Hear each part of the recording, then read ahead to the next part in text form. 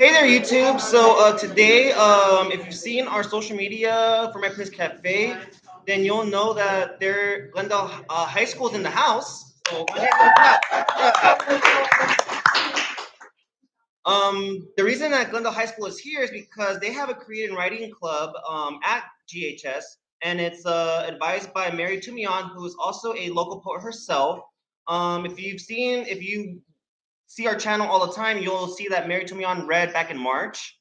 And today, she is having a showcase for her creative writing club students. And we also have some special poetic appearances. So to say more about the showcase is Meri Tumion.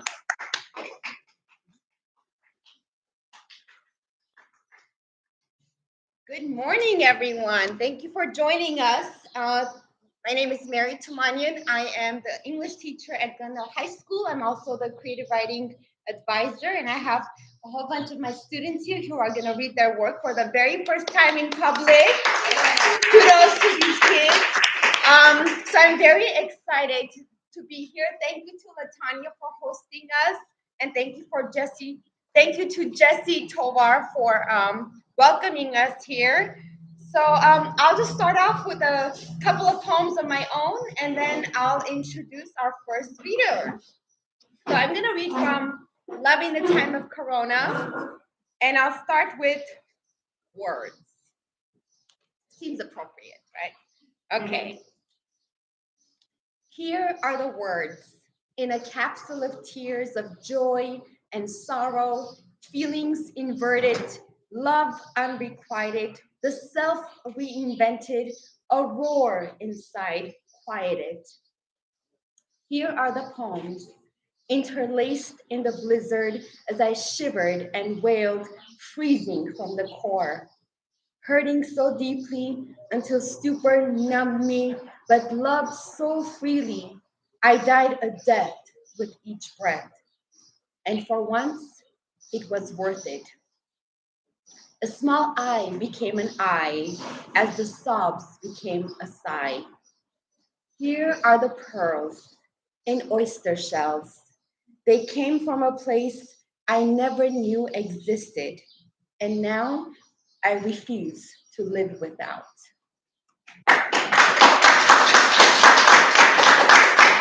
Thank you. Why not to write? Seems ironic, doesn't it? Why not to write? Because when the ink pierces through paper, the sharpest pain becomes a throbbing ache, and the scar grows bigger somehow. It feels more deeply etched. I can't figure out whether the act of writing provides a quick rebirth or a slow and painful death. The same way I can't determine if thinking about you is comforting or destroying me. As I was uttering your name, I voted on the sand, but the waves washed it away. I engraved it on my heart. Now it calls you every day. Thank you so much. And I would like to introduce our first student reader and president of the Creative Writing Club, Emma Gonzalez.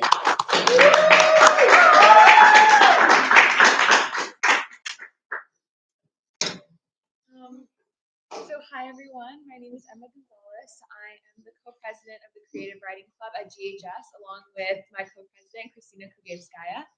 I'm in 11th grade and I've been writing poetry since I was in 5th grade, so it's been a while. And the first piece of poetry I'm going to be reading is from it was published in a young children's anthology of poetry back in 2016. So it's about nature, and that's the first poem I'm going to be reading. Nature is an exhilarating place where I often embrace the beauty and grace of the lands that inspire and the scents that never expire, where woodland creatures roam and call this creation their home, where colorful plants mature and make visitors smile, I'm sure. Oh, how nature makes me thrive, always and forever I become alive.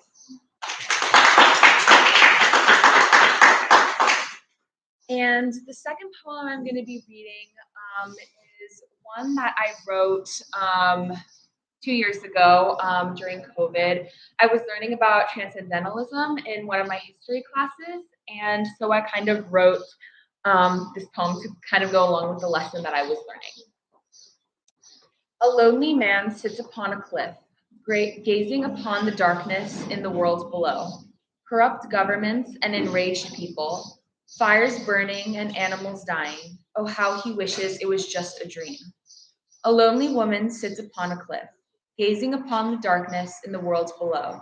Greedy businessmen and struggling families, destroyed homes and starving people. Oh, how she wishes it was just a dream.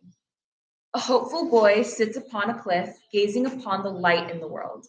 Playing in puddles and splashing in the rain, happy families and delicious foods. Oh, how he can't wait to join them. A hopeful girl sits upon a cliff, gazing upon the light in the world. Long dresses and playing with friends, running in fields and picking flowers. Oh, how she can't wait to go join them. A loving God sits in the clouds, gazing upon his world. Happy people and crowded churches, evil people and Satanists. Oh, how he wishes his world was a better place.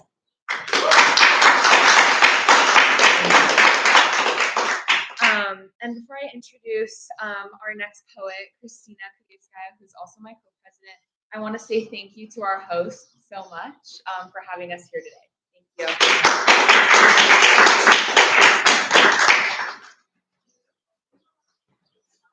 Hello, everyone. My name is Christina Kovyeska. I'm also the co-president of the Creative Writing Club here at GHS. And today, I've been writing poetry since 7th grade. I find great inspiration in words. So I hope you can see that today. So this poem is titled A World Made of Ice that I wrote based off a quote that I heard. Someone once said, when you are born in a burning house, you think the whole world is on fire. But as a child of the House of Flames, I can sincerely say the rest of the world is most certainly not on fire. The whole world is cold. It's made of ice, frosty glares, chilly steps, frozen feelings. The cruelty of the world freezes you from the inside out until you are but a hollow creature with no passion, no desire, no love. If ice is such a malicious alternative, why is it fire that we antagonize? Why do we call ambitiousness and yearning evil?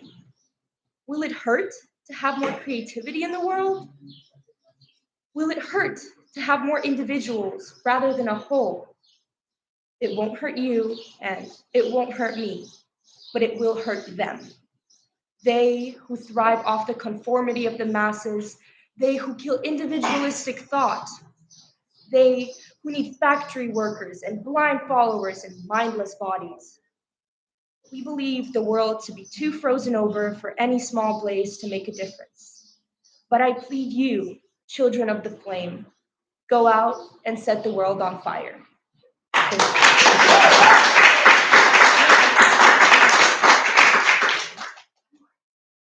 Thank you so much for having us. It's been a great pleasure.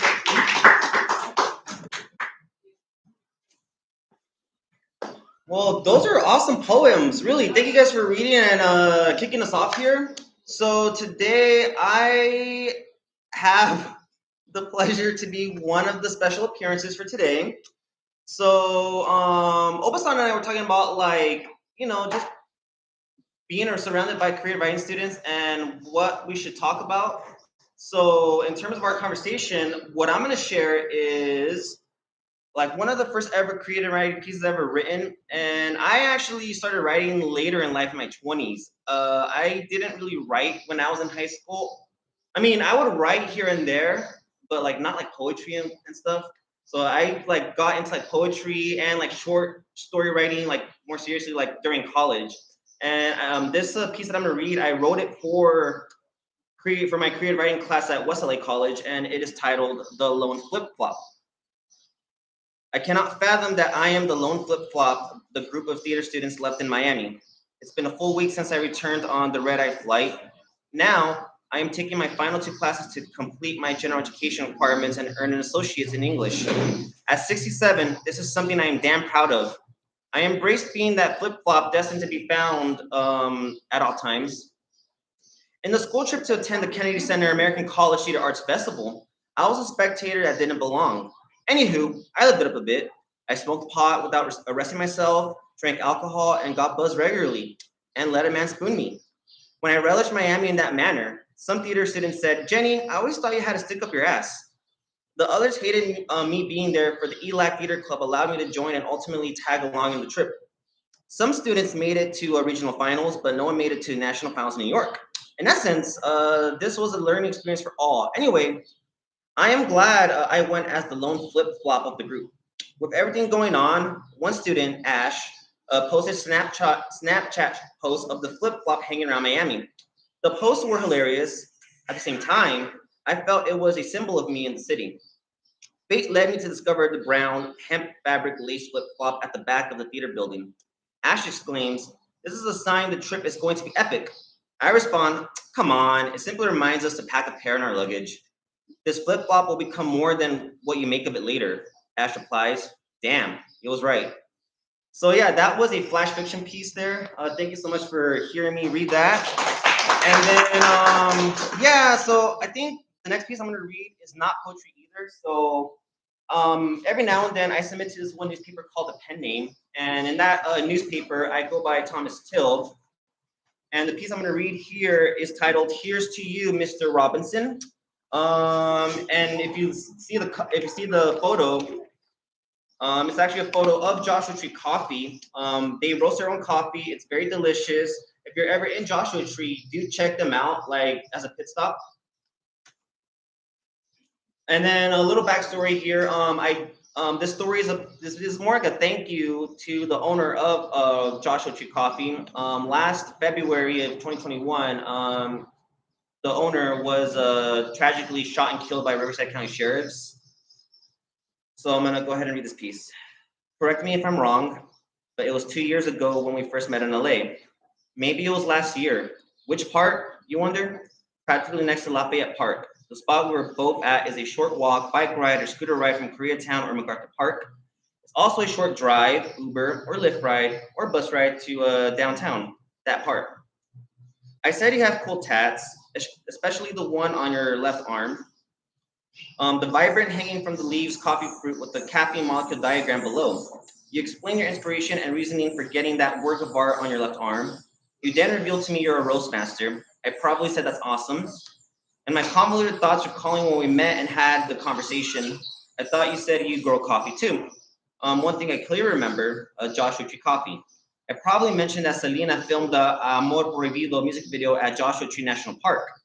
We probably talked about hiking too, and you rock climbing. Our conversation more than likely focused on dirty chai, espresso and OJ, espresso and limon, alcoholic coffee drinks, and CBD and coffee. I'm sure you have endless conversations and limitless coffee combinations.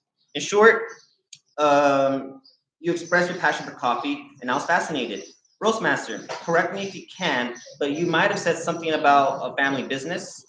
Small businesses can feel like family, in my opinion. In fact, I used to work for a family-owned business. You met me on a Friday night after my shift ended from that small business. Since that day we met, I have visited a few coffee roasting bars from Altadena to Riverside. I even hit up a coffee roaster place across from CBS Television City during work. There's also one next to Beach Spa I went to as well. What I like about these particular spots is that the workers act like family, in my opinion. Sometimes I try to get to know the people behind these craft coffee shops. Although I reference a popular Simon and Garfunkel tune, I thank you, Royce. You made me aware of the time-consuming work of a roastmaster. You taught me that a roastmaster needs to be passionate in order to make an outstanding cup of coffee, whether it's traditionally brewed, espresso-based, cold brew, nitro-infused, or pour-over for coffee-drinking lovers. You are the reason why I love and support coffee roasting bars. Before I met you in LA, I thought coffee and roasting and coffee beverage making were separate endeavors. I looked up Tree Coffee a few days before my visit. Seemingly, the breezes act like family. Plus, I learned you don't grow coffee. Perhaps coffee growing was brought up between us because we were listing where coffee is grown all around the world, including the United States. On President's Day weekend, I finally drove to Joshua Tree and emptied my gas tank. You weren't at your brick and mortar when I went because you were probably hiking, rock climbing, or simply enjoying your long weekend elsewhere.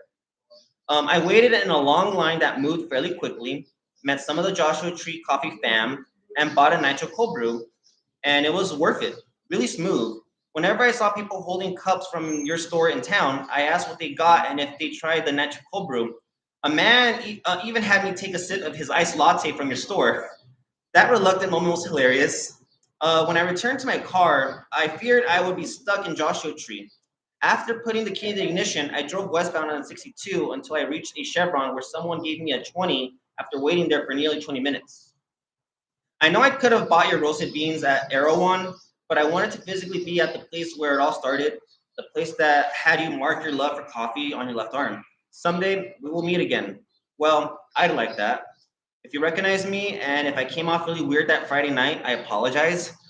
For now, I'm just one of the countless people you've met in LA. Thank you. So, who I'm gonna call up next is on my right here. It might not look like I'm pointing to. Well, no, on my left. My left. It looks like I'm pointing to my right on the screen here. Is Ada.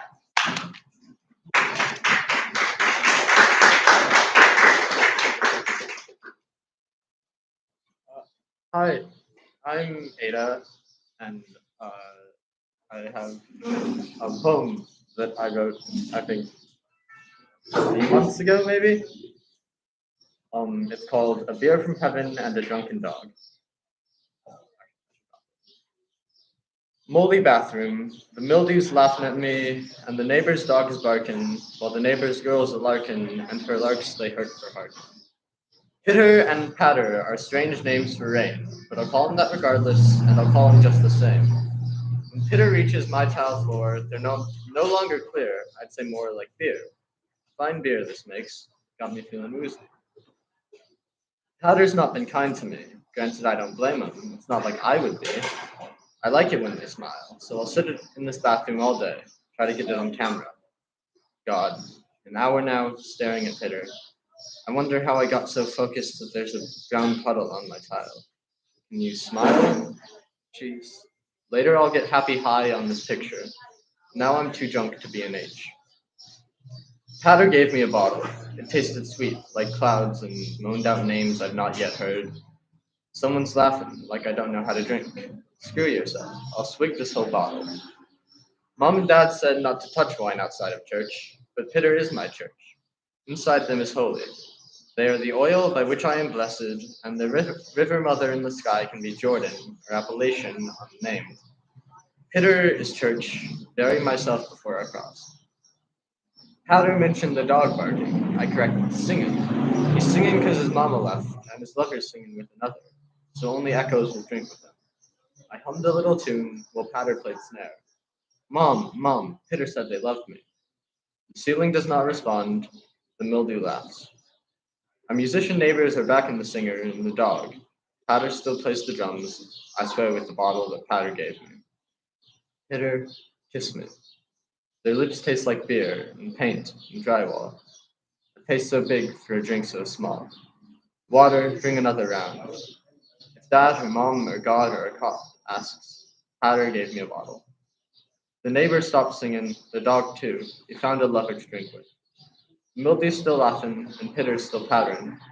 What strange names for rain.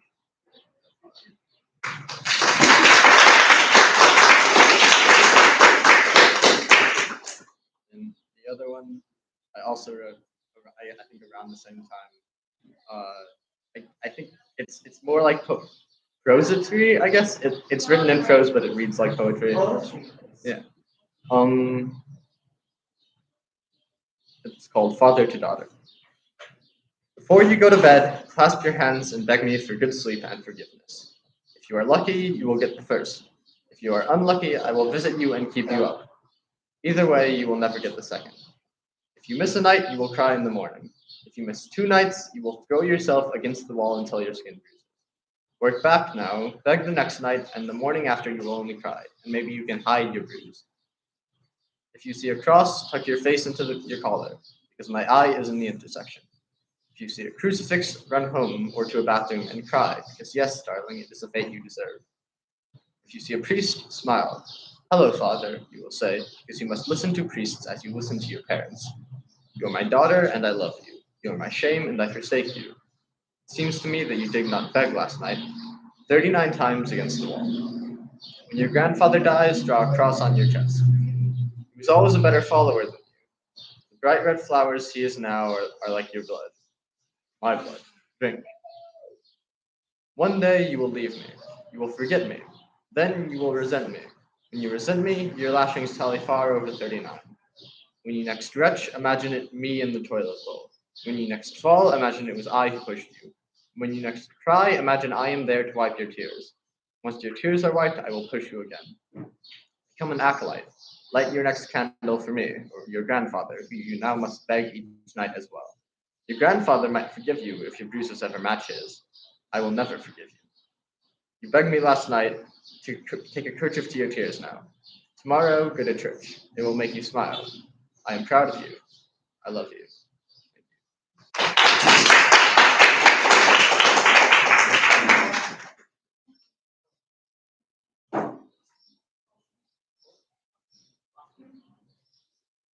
All right, so up next, we're gonna have Hasmi.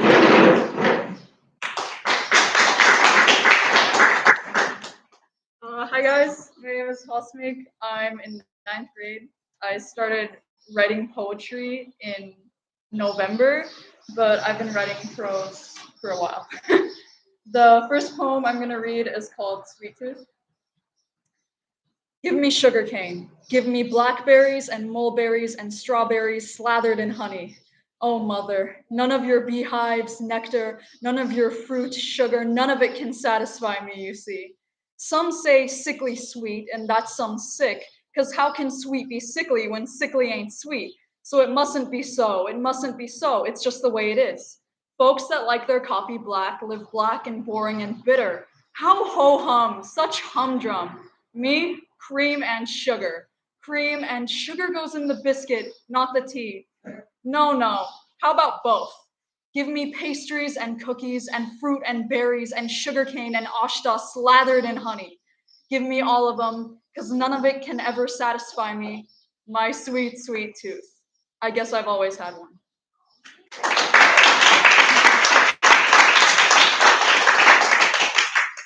And my next poem is called Heart and Soul.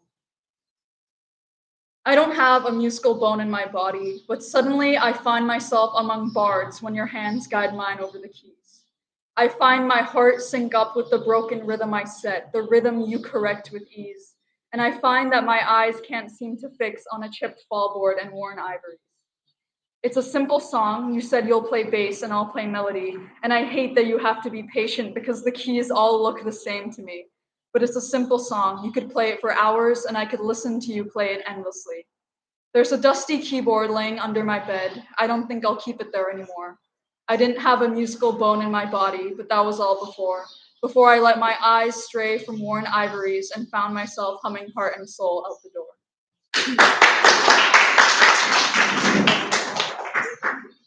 Thank you so much. Oh my God, that was awesome. Both you guys' pieces were awesome. Prosody is not a term I use too often, but I should probably start using it more because we all know about prose poems, and I love prose poetry. Good prose poets out there who have seen on our YouTube channel is Scott Creeley. Another favorite of mine is Anne Carson, who's Canadian and a mythology teacher. So I'm gonna call up our other special appearance for today, and that is going to be Diosa X.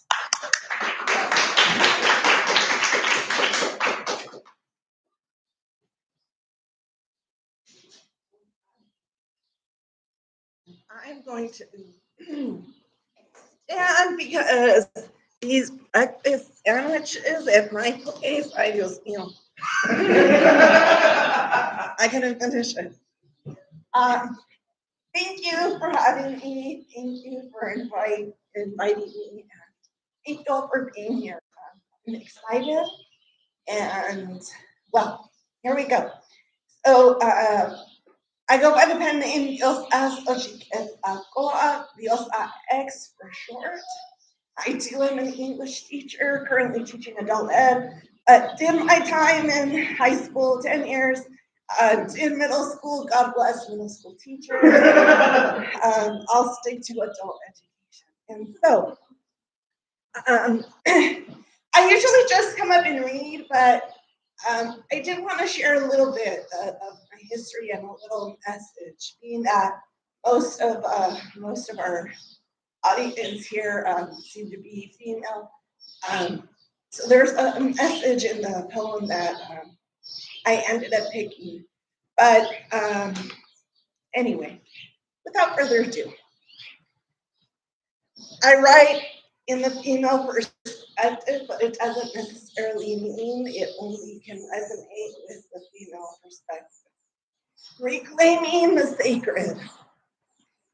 You do not need to beat a woman to leave her black and blue. You do not need to raise your voice to make her scared of you. You do not need to use vulgarities to crush her loving spirit, nor build a giant metal cage and lock her up within it. No need for bruises, beatings, blood, or broken bones. There are so many other ways to make a woman feel alone. When you say that you are single, but really you are not. When you're into micro cheating, then happen to get caught. When you tippy toe around your ex, regardless of how she feels. A true love bombing master to make her believe your feelings are real.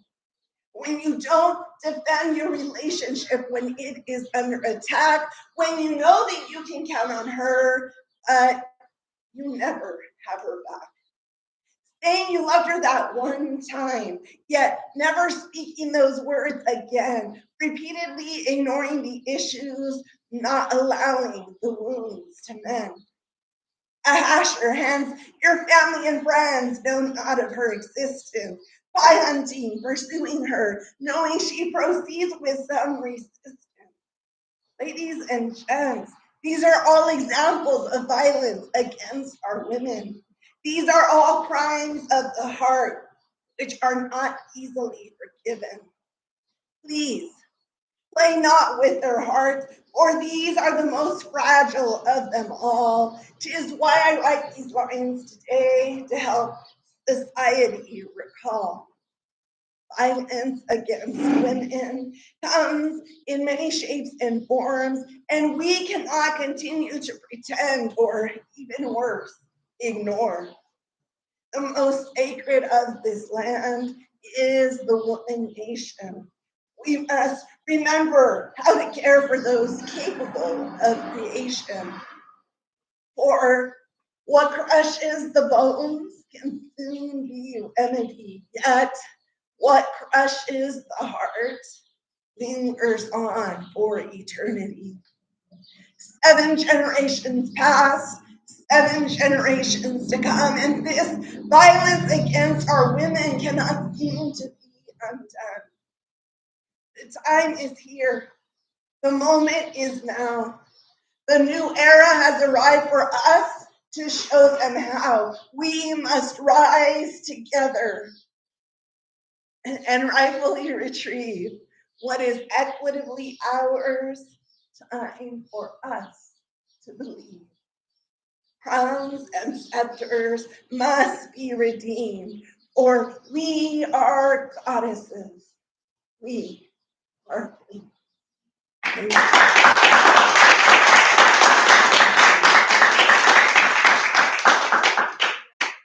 And so it took me 45 years to publish my book. I hope that it takes you not even a fourth of that time to get your book published. And by the way, I'm self-published. I have no time to be waiting to see who approves or disapproves. Just do it. And if I can figure it out, anybody can figure it out, honestly. And so I just want to end with a poem that I submitted to anthology Once Upon a Poem. And it's about writing. It's about poetry, or how the mind works. And it's titled Magnification. The magnifying glass is continually in search of answers, needing to find the tiniest components that make up the greater mass, always in search of rhyme and reason. At times, these investigations are frightening, a series of strange encounters, the exploration of the unknown, confronting indistinguishable dark creatures. At times, these intrigues are a roaring fire, creating uncontrollable sparks, provoking intense heat, burning the mind down to ashes. Thank you so much. Thank you so much, Diosa, for reading to us. Thank you, thank you. I'm so glad to have you here for this event today. And Diosa, you can also find more of Diosa through Spectrum. She's in Spectrum 31. And then you'll also see her again on this YouTube channel this fall for the 1 year anniversary of her book. Yes. All right. So up next, we're gonna have who has not read yet? Yes, can you hear me? Mia. We're gonna have Mia come up.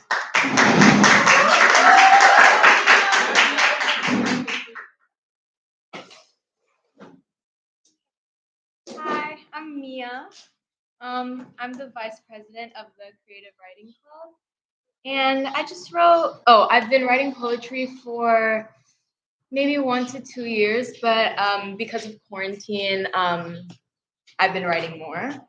And I wrote this piece, honestly, in like 10 minutes. It didn't take long, but they're just, every word means something really special to me. So it's called Choose Me Every Time. I deserve someone who will choose me every time, over anything or anyone. Bittersweet sorries and heart-bleeding arteries left me feeling lost, looking down if our paths were to ever cross. You always complimented my beaming smile, which you took away, leaving me in denial. You always said my laugh was just so contagious. I forgive you, but what you did was downright outrageous. But most importantly, you love me for me, and that's a luxury I'm scared I'll never see. So again, I deserve someone who will choose me every time over anything, or better yet, anyone. Thank you.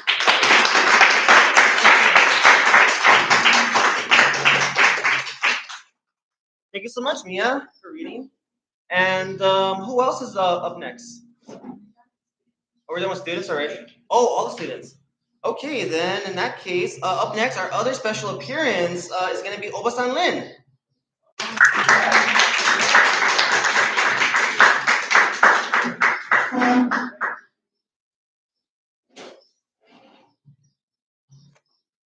Hello.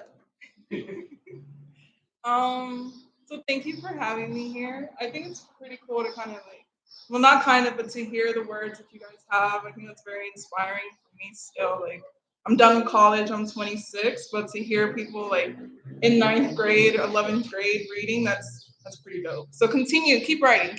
I love it. So I decided that I wanted to share like my first creative writing piece. I think the beginning of my second year of college, so back in 2015, I had a creative writing professor, and he basically, like, what really stood to me, not in his words, but the way I understood it was like writing is for you. And so you don't necessarily have to like worry about like how other people understand it. So you just write for yourself and then you put it out. So that really stood to me. So my writing at that point started to change a little bit, where I wasn't like necessarily concerned about it making sense. It was just like what came to me in the moment. So I have 2 pieces. The first one I wrote in 2015. It's called The Directions to the Little Black House. All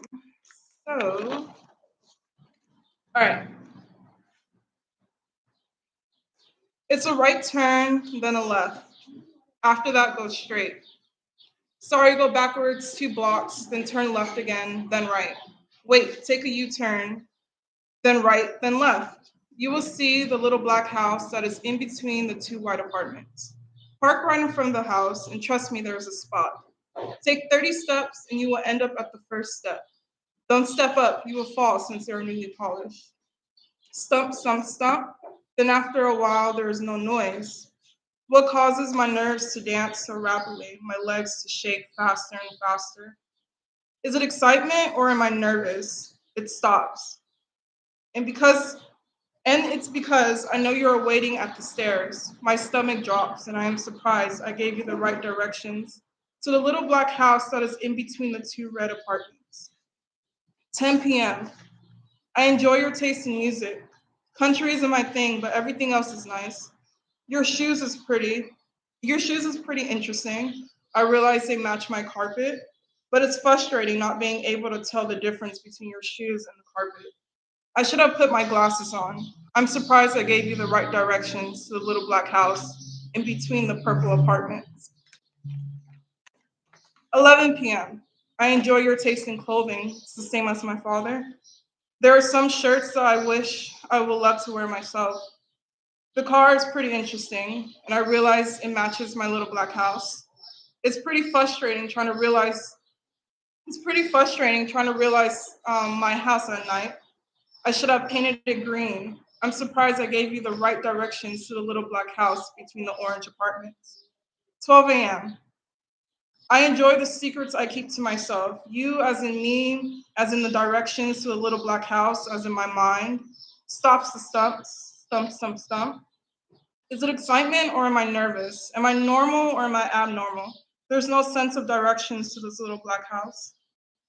Take a right turn, then a left. Sorry, go backwards 3 blocks. There's a right, then there's another right, and then a U-turn, then turn left, then take a right. And you will see the little black house between the blue apartments. That's it.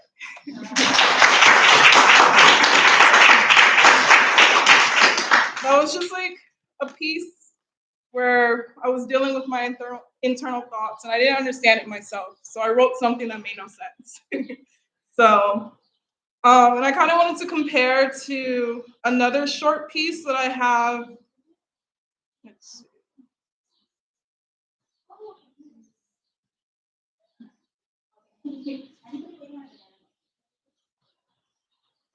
So again, this was something that I wrote in 2015, and I think at that time I was like 19 years old.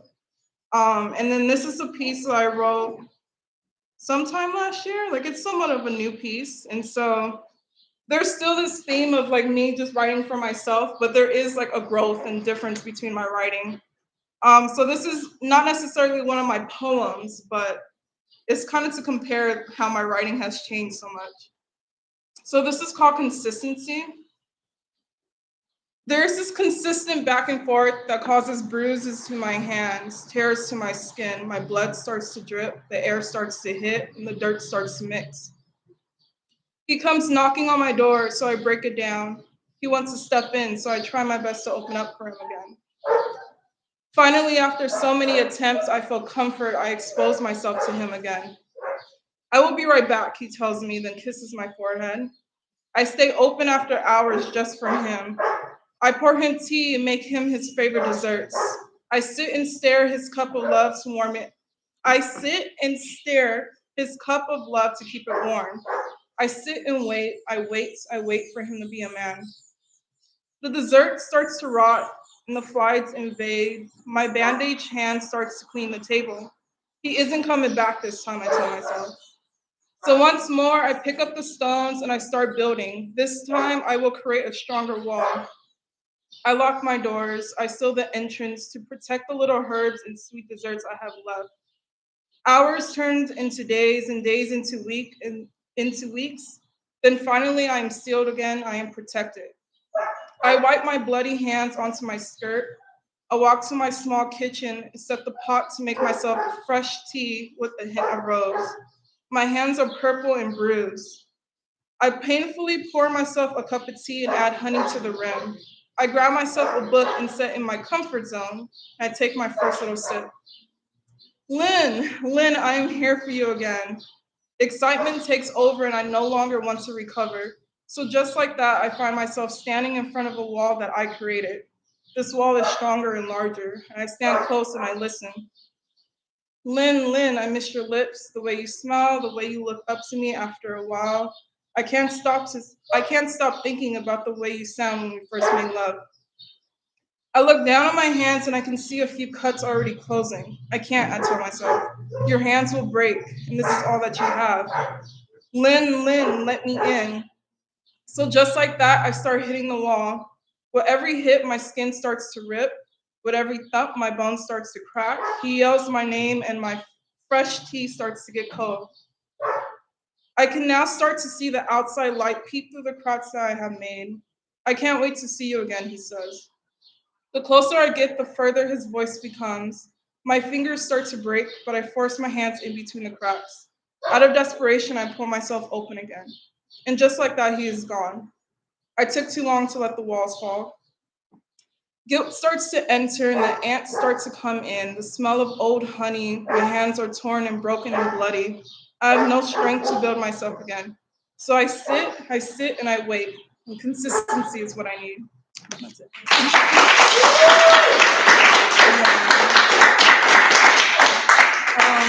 So I am Obaasan Lynn. I am on social media, so I do love to connect. Please always feel free to reach out to me. So yeah, keep it up, okay?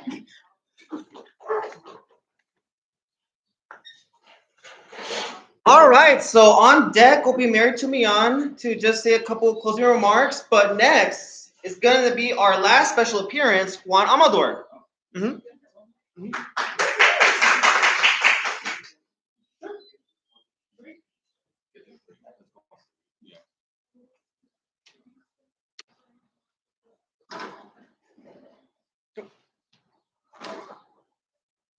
Hello, my name is Juan. It rhymes with number one. Makes sense since I was the only one born in a hospital on a very lonely day. That number haunts me. People telling me, yeah, you're a strange one. While that number is associated with the highest rank of achievement, like first place, to me, it puts me in a strange place, a different hemisphere. Juan is a lonely name that rhymes with a lonely number. Juan was given to me after my father. Even he acknowledges my solitary lifestyle. Like, yeah, that one's gonna fuck up my bloodline. The funny thing is, I've been called Juanito all my life. Juanito is a minuscule name for Juan, the junior, the smallness. I always felt small because I was seen and treated small. I can accomplish so much in life and could overcome bigger obstacles than my father, and yet they also call me Juanito. I could conquer and rule the world with an iron fist, destroy cities, destroy mountains with a single punch, wage war against God, destroy universes, create new ones, summon Cthulhu, and I can 110% guarantee you they'll so call me Juanito. Juan is a lonely name that rhymes with a lonely number. Juanito is a smaller name that is too small to rhyme with the number, which is why I think fondness of a nickname that was given to me at the age of 7. That nickname was Basehead. In case you guys don't know, Basehead in South Central, Basehead means bracket. It was given to me because I was small, skinny, frail, but I was very hyper, which is now known as HDSD. I had dark bag under my eyes, which I didn't know at the time I had sleep apnea. I used to stutter a lot, and also, most importantly, I bit people. So all the package, yeah, it makes sense why they gave me Basehead as a nickname. But people say it out of endearment. The joy, the appreciation of calling me Basehead made me feel higher than the number one. Basehead, look at that crazy ass Basehead, who are you gonna bite today? Basehead should feel like a negative number, but to me, it felt like a 10.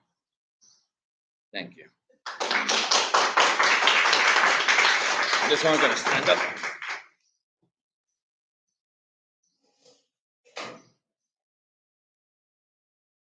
Yeah, I'll take my sweater off. It's about to get deep now. It's about to get, my Diosa is off. Yeah. So much thing happened at the age of 7. 20 minutes is all it took to ruin a boy's future. He lost his power, he lost his confidence, but most importantly, he's lost his control for the next 18,921,600 minutes of his life. His family told him, "Happy 36th birthday. We love you, and we wish you for many more." But the boy doesn't care. Every birthday, he always asks himself, how did I allow myself to get this far? When am I going to end it? Oh, no, I shouldn't think about these thoughts. I should think about my mother. She needs me to carry her to her last sleep. But even after that, what's going to happen to me? Where am I? Hey! His thoughts are interrupted by his father, demanding answers. When are you going to bring a woman to this house? You should be married, have kids by now. You like sucking dicks? Is that it? Come out of the fucking closet. But the boy doesn't answer. He never does. 29 years of purgatory. Lost, confused, afloat. He looks himself in the mirror and he tells himself, you don't deserve to have this body. You don't know how to use it for your own desires. You're too paranoid to share it. Gosh, how pathetic. But the boy did try to share his body before. A woman even told him that she wants him inside of her. Sexual acceptance was what the boy always desired. It's what he always daydreaming about. That woman was on his bed, waiting for him. But the memory of 18,921,600 minutes ago takes on this dark humanoid form. It covered the boy's smiles. It tells him, no, not now. Maybe never. See the confusion in her eyes, boy. Now see her dressing up. You cannot tell her about me. Now see her leave. Just like the rest of them. You're mine. Always remember that. The boy, no. He's no longer a boy. No. The boy died at the age of 7. He pretended to be a boy for the next 5 years. After that, he pretended to be a teenage boy. And now, he's trying to be a man. Which is funny because he likes to hide. At the same time, he has this urgency to make others laugh. What is he? He is a clown. A clown trapped in an abandoned circus. Ask this clown, why did you let those 20 minutes of your life just slip away to see the next 18 million gone? The clown will put on the boy's makeup and he will pour sour cream on the edges of his mouth, and he will say, "So they could let me play the Sega Genesis." Never the end. Thank you.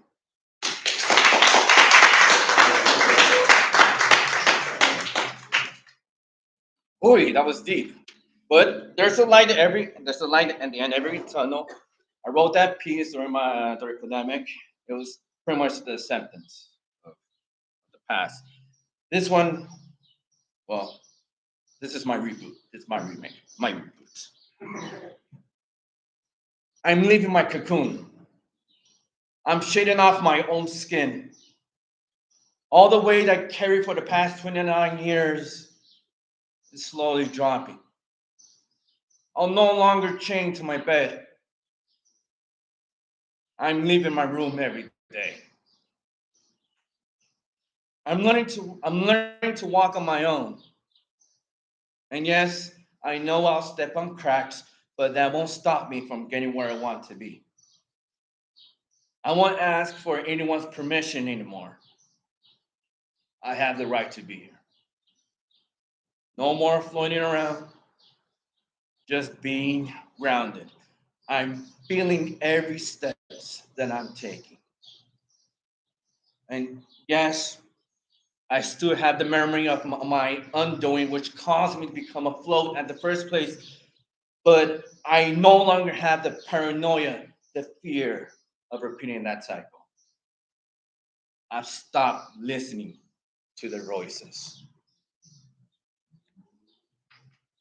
I'm listening to myself, my own voice. I have the right to be in my body. The barriers that the little boy in me built is starting to crack. As I'm walking towards it with a hammer to break it all down, as I look forward today, I can feel the unionship of two bodies, two souls, two hearts. I'm finally ascending. This new beginning is it's 29 years, long overdue, but no matter, because I finally started and I really like where I'm going. Thank you. Michael, Wow, that was great, Juan. Thank you for finally reading here. And yeah, so um, this pretty much wraps up this showcase today. I know I am. I was gonna I was gonna say that. So the reason, like I said in the beginning of this broadcast, the reason we're here is because of Glendale High School, and to give some closing remarks is Meri Tumion. Yeah.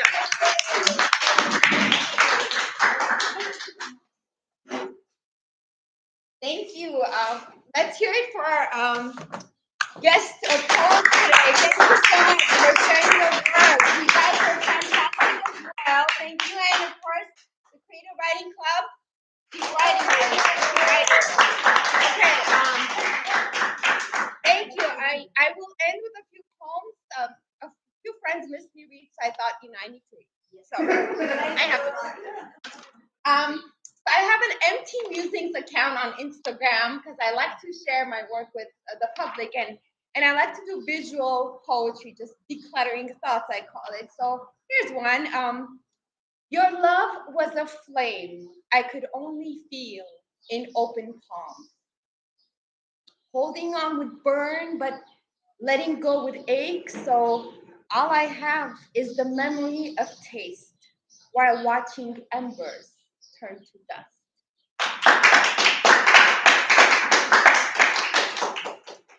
Love is for the big screen.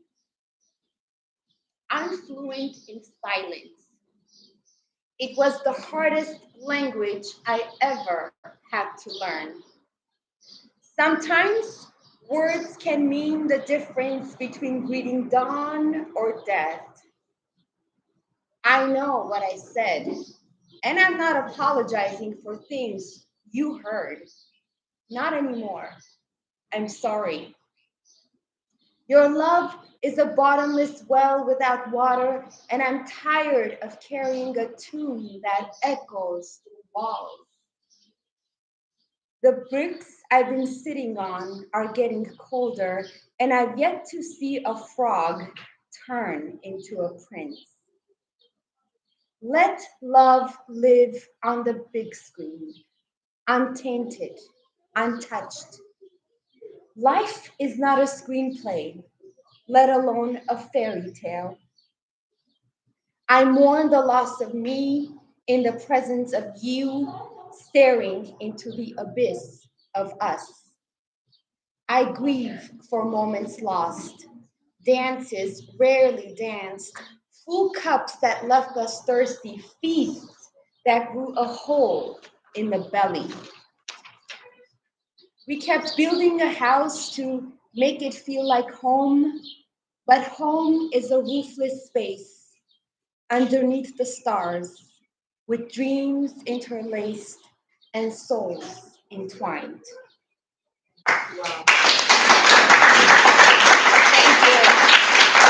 Thank you so much.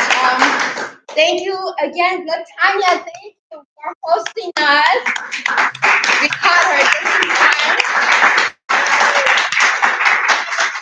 Okay, yes, no problem. Hello, everybody that didn't get to come. So I want to say thank you to all of you, and I am so sorry if something did not get right, because these are two trainees who started today, so it was quite a scare for them. And then also one person called out. So on top of all of those things, I hope that from the bottom of my heart that everything turned out the way that you hoped for it to turn out. And I really appreciate all of you. I love poetry, and I just want to thank you for coming. And always remember what's our saying. Make my place your place. Thank you, and I love your teacher. She is such a phenomenal poet, and she had her own poetry day. So I hope that when she has her next one, you will all come back and support her. Thank you. And thank you, Jesse, for doing all this. Big round of applause for Jesse.